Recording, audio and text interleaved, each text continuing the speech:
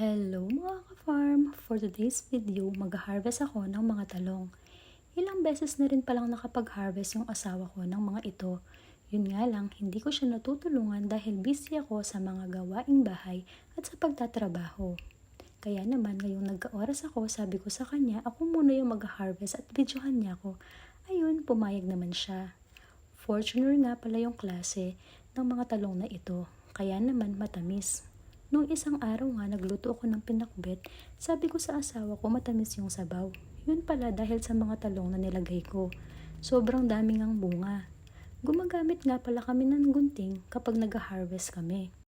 Hindi nga pala kami gumagamit ng insecticide, kaya naman inuuod yung iba. Pagkatapos ko nga mag-harvest ay pinili ko na kung alin yung mga may butas. Kapag kasi may butas, ibig sabihin may uod yung mga yon at itatapon na namin. Kaya naman,